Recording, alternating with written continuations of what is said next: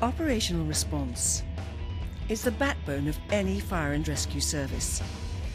How prepared are we to respond to the call for help? How quickly can we hit the ground running? How soon can we arrive at the scene of the emergency? It's about having the right resources in the right place at the right time. It's always been so. The very best fire and rescue response recognises that not every emergency is the same. To be able to meet the challenges of new and different risks and threats, we have to be just as fast as ever, but we also have to be much more flexible. In short, we have to innovate. The UK Fire Service prides itself on being innovative and responsive in an ever-changing and uncertain world. Yet when we look at pictures of our predecessors, do we ever see them as innovators? Be it the Victorians with the risks that arose from industrialisation, or the firefighters of World War II who faced incendiary and high explosive bombs. All of these had to adapt and use new technologies to rise to the risks. Merseyside saw the introduction of the world's first steam fire engine, the early use of electrical appliances, and the pioneering pump snorkel.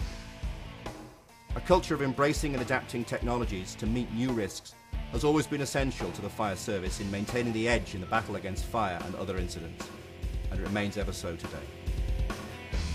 The risks and challenges faced by a modern fire and rescue service continue to change.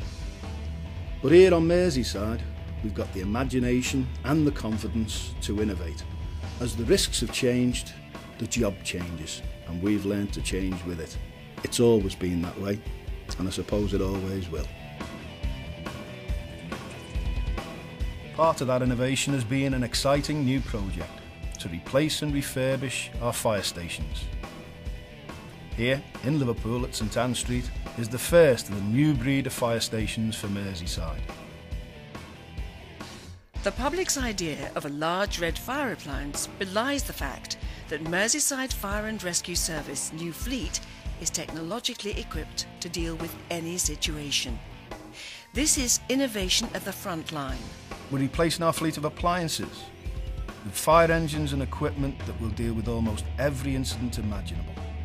Combined with technology innovation, we've developed new flexible working arrangements.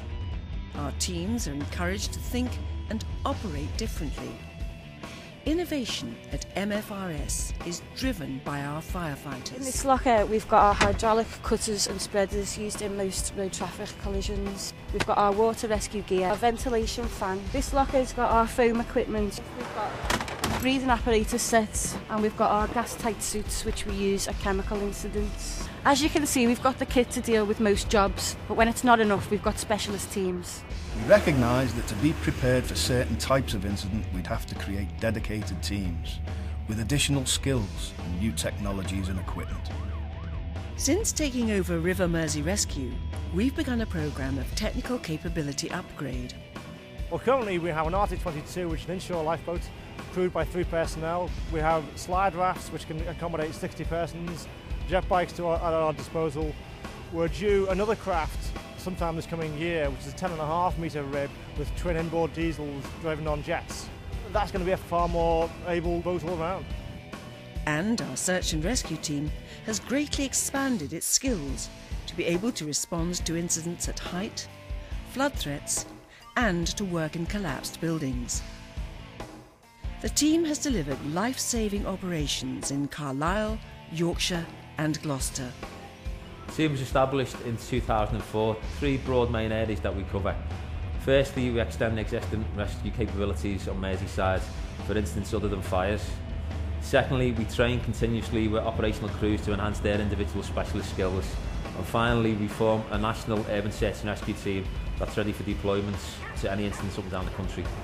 Due to our equipment, our response and our training, Merseyside Fire and Rescue Service has now got national recognition for their capability at water rescue events. So much so we've been called upon during the UK national flood emergencies where we've responded with our crews.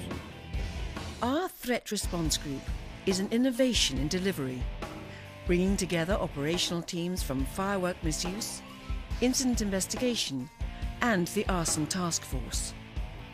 Threat Response Group was established in 2006. It's the only group in the UK that's got a dedicated fireworks and explosives crime team. It's the only group that works in conjunction with the police as part of the ASB task force. And it's the only group that has got a dedicated hazardous materials response team, using trained hazardous materials technicians and using new technology such as this. The combined innovation in equipment and skills, alongside new shift systems that help us to manage and respond appropriately to risk, means that we've maintained our leading position as a progressive, proactive fire and rescue service.